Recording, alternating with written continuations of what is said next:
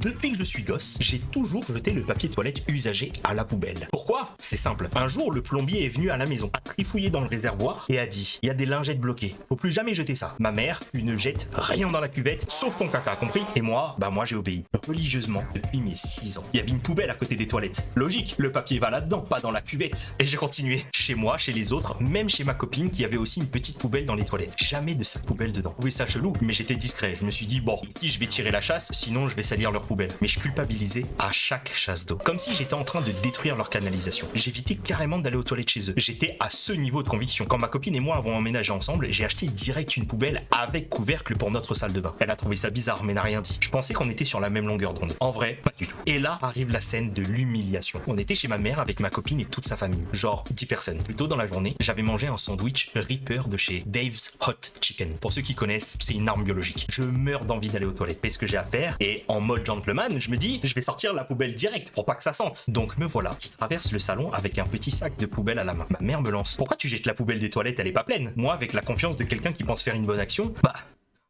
c'est pour pas que ça pue. Silence mortel. Tout le monde me fixe. Je jure que même mon acouphène s'est arrêté pour écouter ce qui allait se passer. Je tente une blague, croyant que c'est le timing parfait. Vous voulez que je m'essuie pas? Personne ne rit, personne ne parle. La gêne a atteint son paroxysme. Le frère de ma copine me demande de la voix tremblante. Attends, t'es sérieux là? Moi, toujours inconscient. Vous mettez même pas de sac dans votre poubelle chez vous, je suis culpabilisé de tirer la chasse avec du papier dedans. Explosion. Une pleure de rire. Je comprends que j'ai loupé une info cruciale dans la formation de base de l'être humain. Ma mère traumatisée. Ma copine au bord de l'asphyxie tellement elle rigole. Moi, je réalise qu'à 24 ans, j'ai passé 18 ans à déposer mon PQ usagé dans la poubelle comme si c'était une offrande. Personne m'a jamais corrigé. Et je pensais littéralement que c'était ce que les gens bien faisaient. Et pour eux qui se demandent comment ma mère n'a jamais remarqué.